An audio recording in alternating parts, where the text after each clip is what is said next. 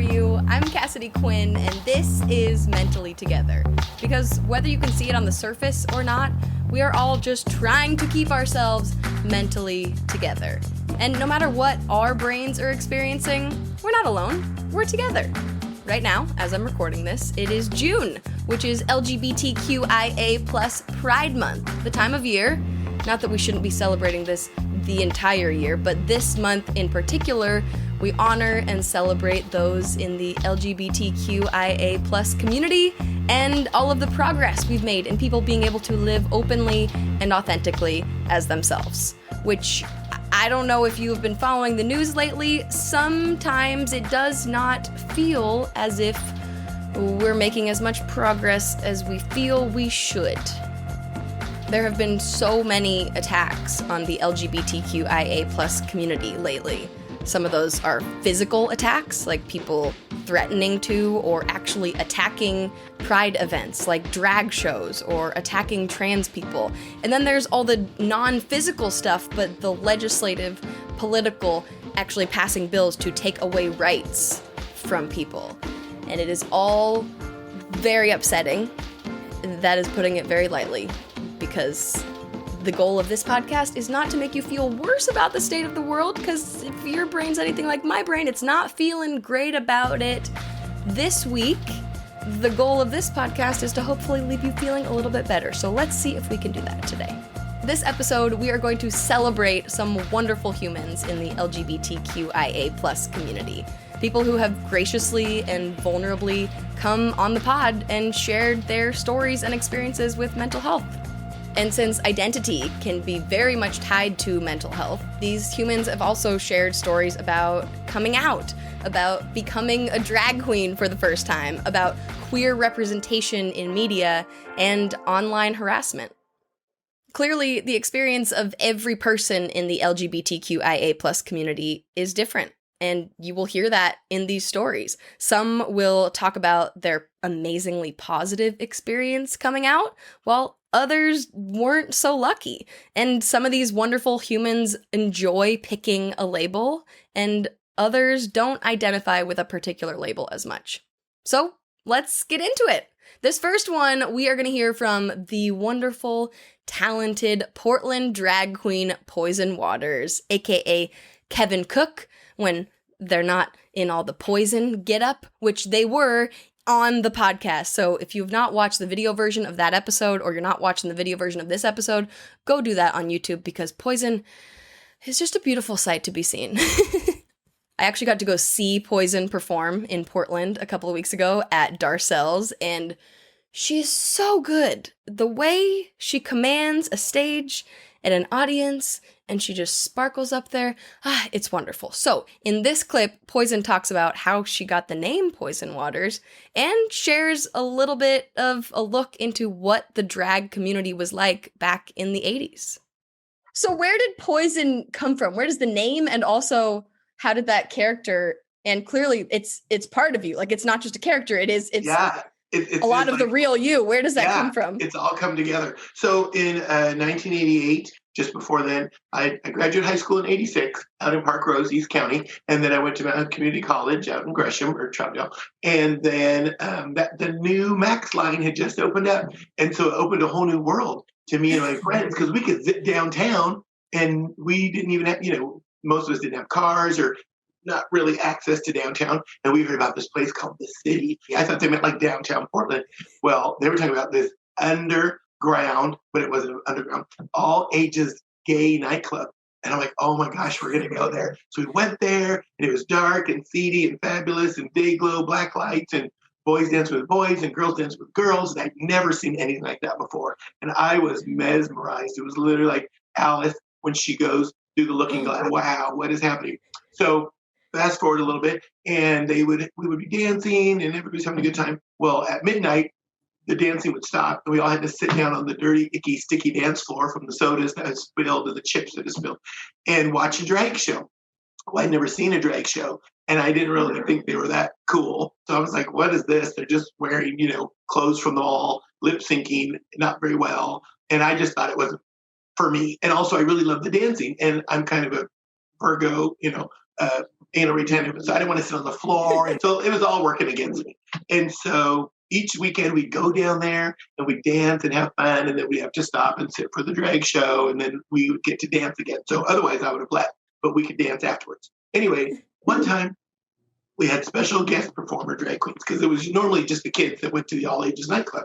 And it was 4 Black queens, and they were all dressed in white, and they did a whole musical review, a medley of numbers from the musical Dreamgirls, which I'd never heard of the musical Dreamgirls, and I didn't know anything about the Embers and Ourselves. So to me, it was just all fabulous and fancy.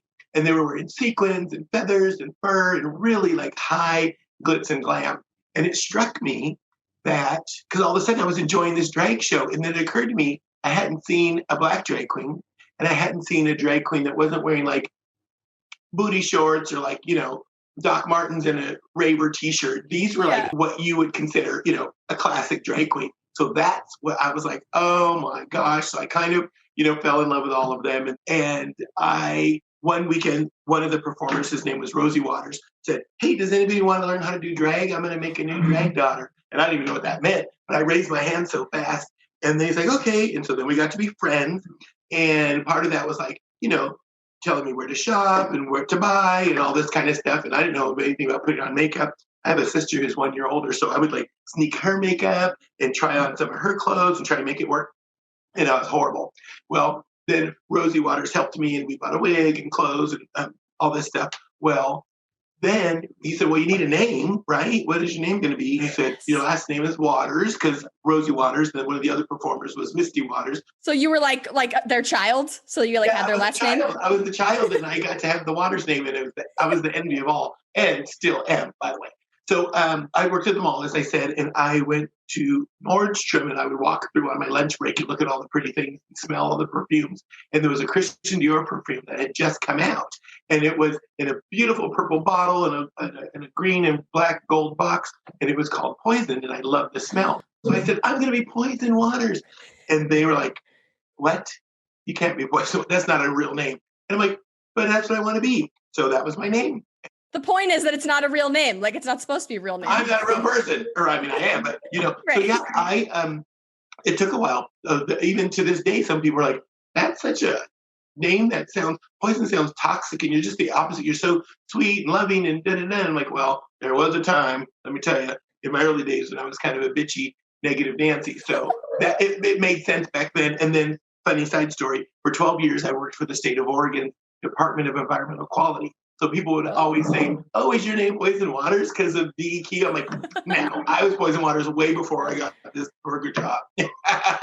Oh my gosh. Wow, that's good origin story. Right? Poison Waters. It's a good origin story. And there's no more Waters? Like, you didn't have any baby drag queens? No, I no. It just wasn't ever really my thing. Like, all of my Waters friends and so many of the drag queen friends died from AIDS in the early 90s. So all that group that had brought me up, most of them are gone. And so it kind of was like, that name's going to stay with me. And because I knew them, and I think anybody, even nowadays, like if I did get it, nobody would really get the weight of what that name means and what it carries, because they were pillars in our LGBTQ community for decades.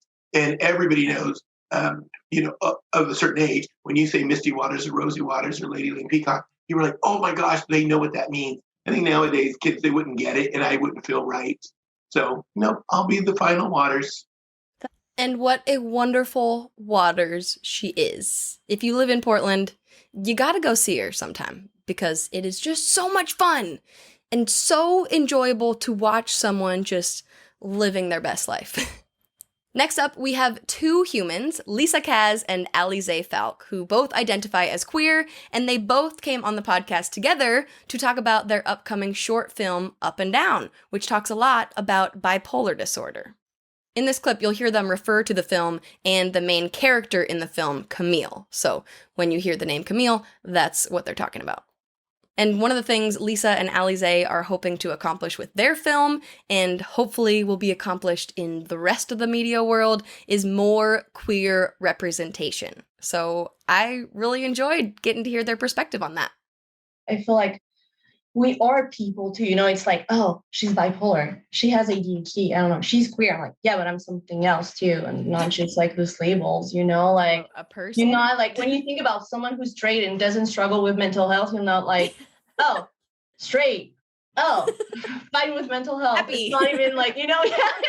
It's just like in movies. I really hope at one point we can just reach that point where like a character's sexuality or like gender, it's part of the character, but it's like the entire plot is not about them coming out. Or I mean, those stories are important and we need them, but eventually I just hope we reach that point where we've had enough stories for people to be like fine with anything, and it's just one character is straight, the other one is gay, that's fine eventually. But as long as, I mean, there are two sides. Talking about eventually. But there's two things, because starting it now is important, because that means that the new generation sees that as completely normal. Because if you only do coming out stories with like difficulties and things like that, what it gives to the new generation is that, oh, it's still not normal, except that now it's being accepted not to be normal, instead of giving that idea of like, well, it exists and that's it. And that there's no question, there's no story, there's nothing. And at the same time, for the people who are struggling and having that community and that support and seeing other characters. And I mean, the day I can finally watch shows that have LGBT characters and be able to actually choose not to watch the ones that I think won't be great. Because right now, if I want to see a queer character, I have to watch everything, and I've probably watched a lot of about everything. And sometimes I watch a show just because there's an LGBT character in it, and be like, I want some queerness around. I want to watch something. And the day I'll be able to say, oh, this show looks like I'm not interested in that, so I'll just watch something else because there's enough. Then we might talk. But right now we're still not there. We're not there yet.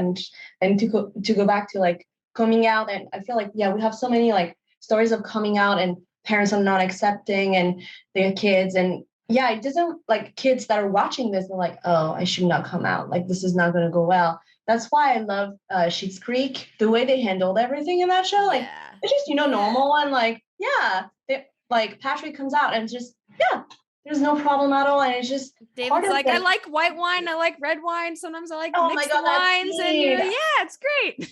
but like ultimately, it's not about whether there is whether one is better than the other. No, it's about having enough that we don't put one character as a representation for the entire community, because that's what's happening. And that's why we put a disclaimer on Camille and like on Up and Down. It's because there is not much bipolar disorder films or characters out there. And so when you see you finally see one, that's the point of reference for everyone around. And it's like, oh, a bipolar character, oh yeah, I know this one, and there is one. And it was the same for the queer community, where like, oh, one person is coming out and this is how you come out, and this is the coming out. And it's like, no, there are many, many, many ways you can come out. There are many, many ways it can go. Actually, as many as people, as there are people in either way. And it's okay, the day we can finally say, oh, this is just this character's story, and it does not represent the entire community. It's just one story, then that's fine. And so it's not that one coming out is better and thing. It's like, now we're getting enough. We have a lot of coming out stories that are a one-way thing. And so now there are possibilities to expand and talk about different subjects, maybe not even coming out, and maybe totally different stories. And it's like, okay, so, but because we have enough to like start seeing multiple experiences and different ways it can go, and then you can expand so that it's not one character fits the entire community, because it's impossible. Exactly. One person's experience cannot represent everyone, just like anything else. One person's experience with depression is different than the next person's experience with depression, right? Speaking of coming out, we got to have Megan Mitchell, the TikTok famous lesbian news anchor, on the pod to talk about a lot of things, including ADHD, OCD, and what her experience was coming out. And one of you wonderful listeners actually wrote into the pod asking for her advice on coming out. And here's what she said. Yeah, I would say, okay, the biggest thing is don't come out until you are ready to come out, and until you feel like you have like a community and a support system who you know are going to be caring for you and supporting you, because we went to Emerson College and it is a very LGBTQ friendly school. So in my situation, my parents weren't very accepting. They are now, I should add, 10 years after I mean, it took them a few years, but yeah, I had that community at Emerson and at my friends at Emerson. So I didn't feel totally alone and in despair and like, oh God, like I'm never going to have a family the rest of my life. yeah, It gave me the hope to keep going, and having those people in my ear being like, Megan, you're not doing anything wrong is so important. So don't come out until you feel ready to come out, until you have that support system too. yeah. That's Yeah. beautiful. And I do love hearing you talk about your parents and that whole storyline, because hearing that now they are super supportive of you and everything, but like sucks that they weren't. But obviously that's something that a lot of people can look at and go, oh, cool, my parents aren't supportive right now, or my friends or whoever or whatever. And then but there's like, we can, or you can let, if they're not gonna be supportive, like fine, they can be out of your life. But like there also is hope that maybe they will get there. Yeah, exactly. And you have to do what's best for you. I had a feeling that if I really kept at it and just acted like nothing was wrong, they would eventually turn around. And about 5 to 6 years after, they started getting a lot better. I love watching Megan's TikToks because, well, for a million reasons, but I really love the ones when she features her parents because, like she just explained there, they weren't supportive for a while, but now her younger brother also came out as gay a few years ago, and this year, for Pride Month, her parents threw her a pride party. So thank you, Megan, for always entertaining us on the internet and sharing wonderful, thoughtful insights as well. The next clip comes from author Leanne Saffer, who shares so much insight and personal experience in her book, Please Don't Send Me Flowers, which came out last year. And a big chunk of the book talks about her experience with breast cancer. And it also talks about leaving an abusive relationship and her latest, most wonderful, beautiful relationship, her marriage to her wife. And then it goes into when I met my wife and how much of a mindfuck that was, because I was like, I like men. Oh my God, she's a woman. What do I do? And this the same thing, like the shame that I felt around that because it happened so close to my divorce, and how to deal with, I'm in the community, I'm in public eye, like people love to watch me and they love to talk about me. So people are talking about me. I'm trying to hide it. I'm trying to come out to my parents who are like, when a man loves a woman and that's the only story. And all these people asking me, when did you know you were gay? And I'm like, I'm not gay. Oh my God. I didn't know. I just know that I love this woman very much. Yeah. It's really hard for people to understand that you don't have to put a label on it and you don't have to put somebody in a box. And I'm like, I don't know why it makes you feel better to say I'm gay, straight, bi, whatever. It doesn't matter. So we talk a lot about that and just what it was like for me to step into this world of like, okay, now I am like a part of this gay community. So how do I like fight with them, for their rights? Because I never gave it a second thought as a straight woman, which is terrible. Like I have gay friends, whatever. I thought I was doing the right thing, but I'm like, oh, no. This is like ongoing for these people and they're scared all the time and they have to come out and it's so dumb. So I talk a lot about that and then what it was like for us to like get together and how that felt, with my religious family and with society and with all these people whispering about us. So those are the first 2 sections of the book. I loved all of the sections of Leanne's book. So if you want to read it, it's called Please Don't Send Me Flowers. I'll put a link in the show notes. Are you struggling with mental health issues, your identity, or just need someone to talk to? Help should be accessible to everyone, and members of the LGBTQIA+ community are at a higher risk for experiencing mental health conditions, especially depression and anxiety. Pride Counseling wants to help By providing online therapy to the LGBTQ+ community, they make help accessible and accepting of everyone. They provide a platform for people to get the help they need discreetly, affordably, and conveniently. Therapists on Pride Counseling are licensed, trained, experienced, and accredited, and all specialize in the LGBTQ+ community. They also have therapists who specialize in specific issues like stress, anxiety, relationships, parenting, depression, addictions, eating, sleeping, trauma, anger, grief, self-esteem, basically whatever is bugging you, there's someone to talk to about it. Counselors are available 24/7, and you can talk with them on the phone, by video call, or even text. If you're ready to try Pride Counseling for yourself, just click the link in the show notes to let them know we sent you. Now, back to the show. Next up, we have a clip from XRE, a wonderful queer songwriter, performer, and mental health advocate. XRE is now in her first relationship with a woman, and the way she got there is definitely different than any other story I have heard, so I loved hearing it from her. So Reiki is energy healing, and it's really just tapping into the body's energy to move it around and release traumas and pain. So I'm not a level 3 master, but I did in my first level that I took, found out in very quickly that I get psychic messages, and it's been really interesting. And so many of the messages that have come to me have been so clear with people that they're like, I was on the phone talking exactly about that challenge I'm going through an hour ago, or how did you know I hurt my knee? Like just things like that. So it's been, and so I did it on myself.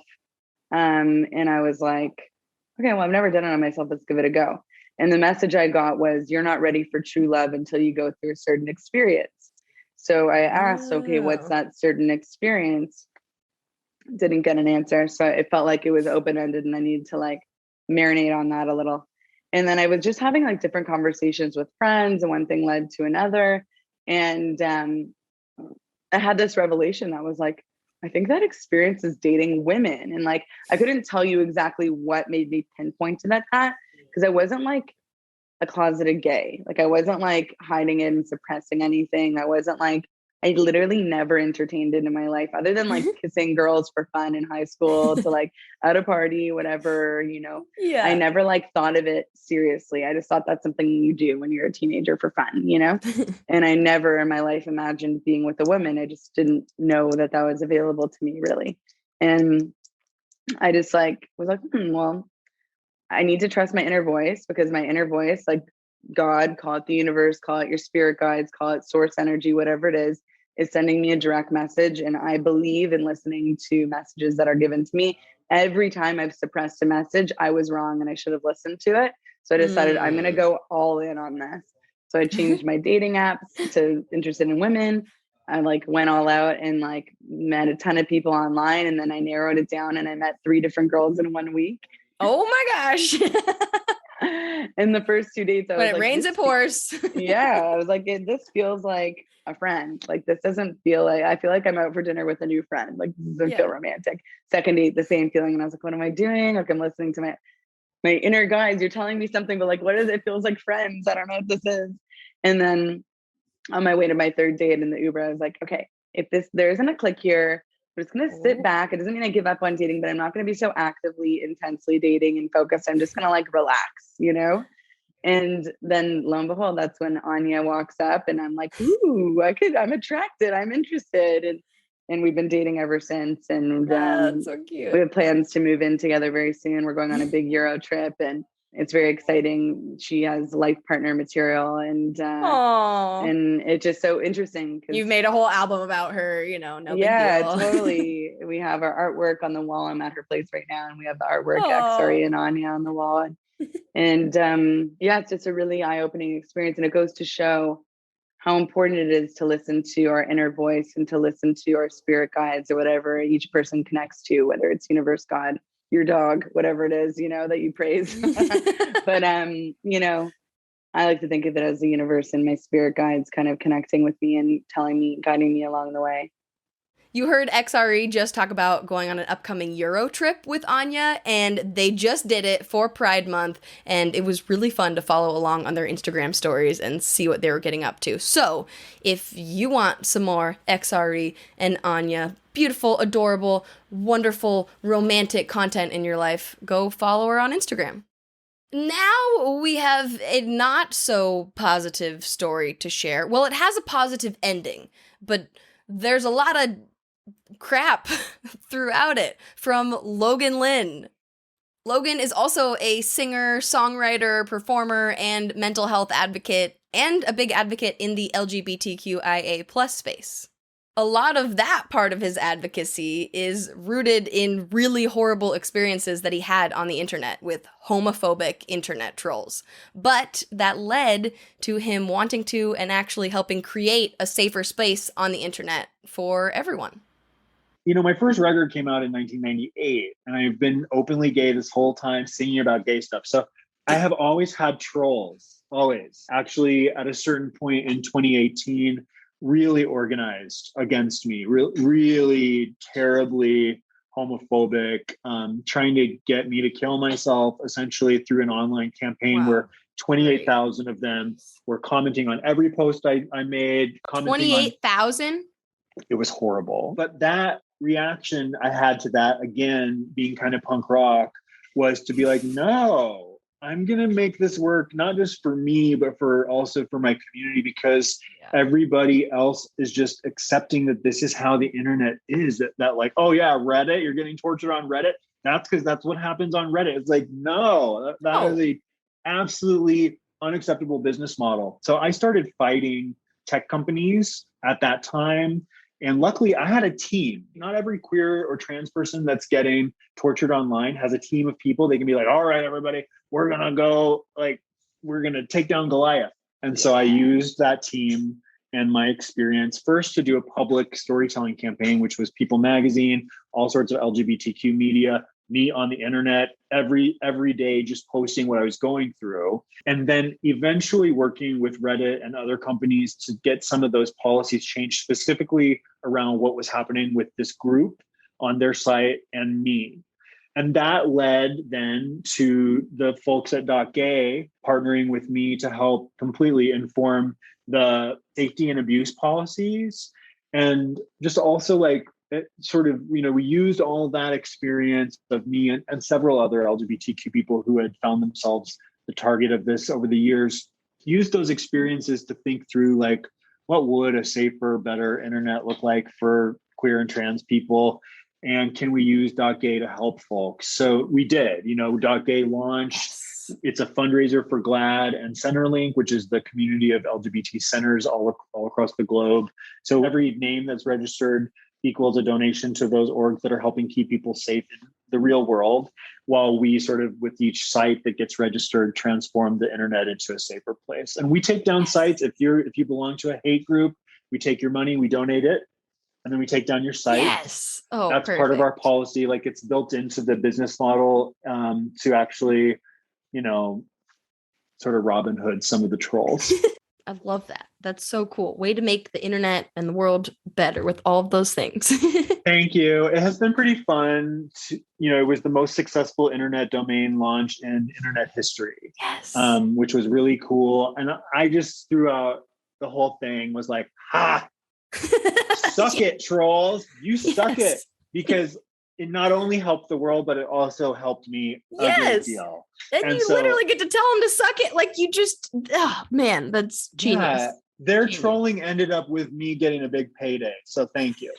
Thank you very much. 28,000. Oh my God. I can't even love you. Mean that many people. Jeez.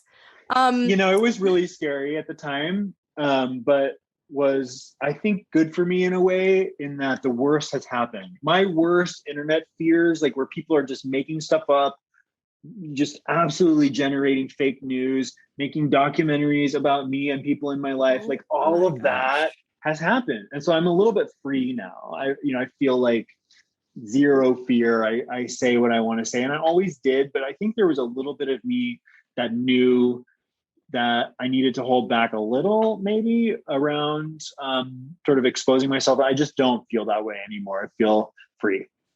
If you are listening to this episode and it is still the month of June, aka Pride Month, then you can actually get a free .gay domain. So like whatever your name is or whatever fun idea you have in your head, that's the website .gay.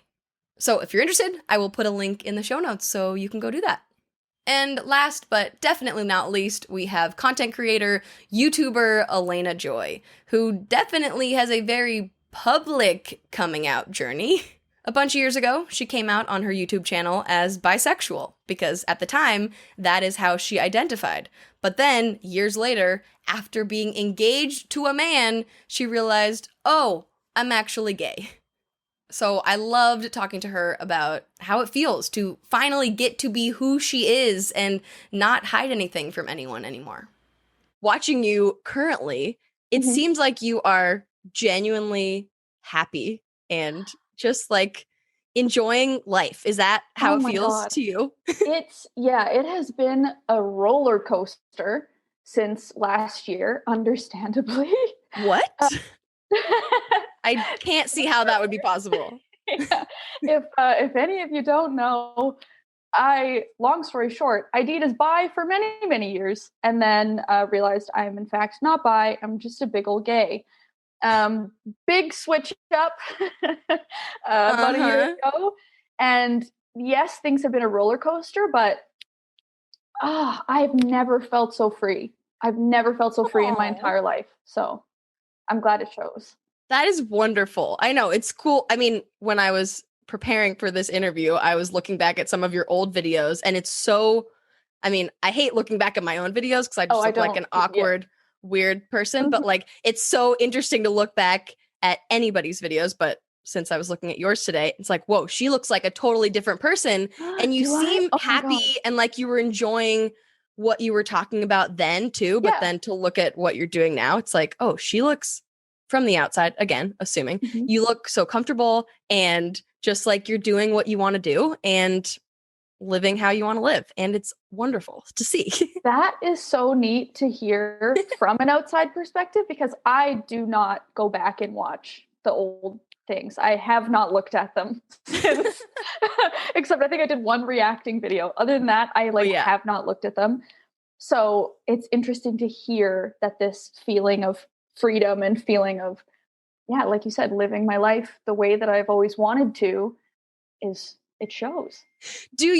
So I, just like everybody, have been in quarantine for over a year now, unfortunately. I feel like a totally different person than I did a year ago for whatever reason. Just like my job has changed, what I'm doing in my day-to-day has changed. I've spent way too much time inside my own brain. Is that how you feel? I mean, that's without, I am not you. I have not had the same experience that you have had of literally finding a new identity in yourself in the past year. Do you feel like a totally different person, or do you feel like it's always been this Elena? And I feel like yes and no. I feel like a totally different person in the way that like I just get to be who I am and I'm not hiding anything anymore. And that goes for hiding anything from myself, hiding anything from my family, hiding anything from the internet. Before, I was always like trying to convince myself of who I was supposed to be or who I wanted to be, or I would set a path for myself and then I could not deviate from that path, whether or not it was making me happy. And now it's just like,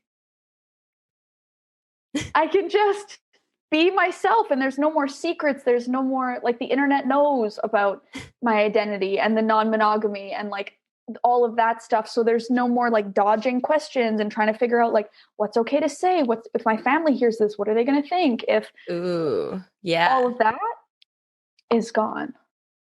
That's amazing. Which is what a lot of people like watching from the outside, anybody's content. You don't necessarily think of that. It's like, oh, you are making the videos you want to make, but they don't know that there might be all those things in your head. Like that happens for me a lot, talking about mental health and like thinking about what are my parents going to think? Oh, do they know this? Do they know this about my brain? What are they going to think? And so that is a really nice thought that like, if everybody just knows everything, then. you can just do it. There's obviously there's something to be said about boundaries and like figuring out what you're comfortable sharing and what you aren't. But specifically for me, in terms of sexuality, in my day-to-day life, ever since junior high, ever since high school, I have always been a very open person. I've always been a sexual person. I've always been like, that's the way that I lean in my regular life. And I think I spent a lot of time online kind of being afraid to be that person. Ooh, yeah. Publicly. Uh-huh. Even though I was very much living it in my real life. That vid comment that you were talking about before you started recording, like, we're there. Oh. The secrets. But that was one piece that always felt like I wasn't being my full self online because I was afraid of the judgment. And there were people in my regular life that didn't know. Whereas now it's like, I have nothing to be ashamed of. I'm not ashamed of anything that I've done or anything that I've said. And it's really a breath of fresh air to be able to share those things, even if certain people might disagree, I might get judged or whatever. It's the truth. So what am I going to do? Yeah. It's the truth. That's a great thing for everybody to apply to their lives. Just it's your truth. So don't be ashamed of it. No. And like, it's a lose-lose to try and curate a specific image or to try and curate a narrative that isn't necessarily true, because even if people love you for it, they're not loving you for who you really are. And if they hate you for it, then you're just losing all around because it's not true anyway. Whereas when it's, this is my real experience. This is my real life. And if somebody doesn't like that, it doesn't matter. Yeah. Click on a different video. Yeah. Yep. And I find that it actually resonates with people more. The truth. I just love Elena and her content so much. So if you want some more fun LGBTQIA plus content in your life, go watch her YouTube channel, her TikToks, or her Instagram, where she says the magic happens. And that is it. Those are the wonderful stories of the amazing LGBTQIA plus humans we have had here on the Mentally Together podcast. So thank you to every one of those people for coming on and being vulnerable and sharing your stories. And thank you, wonderful human, for listening to this episode of Mentally Together. And I, Cassidy Quinn, will see you right back here next week. It will not be June anymore, but it will be July, my personal favorite month of the year, because, that's when I was born or whatever. So, in the meantime, go do something nice for your brain today. Go to a drag show. I swear, if that does not cheer you up, I don't know what will.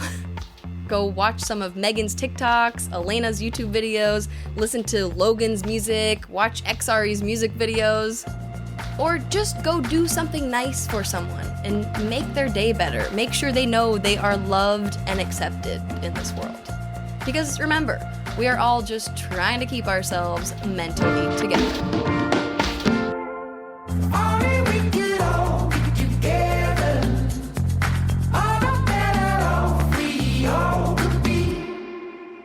Mentally Together is produced, hosted, and edited by Cassidy Quinn in collaboration with Koba FM, a podcast network that is all about community, baby.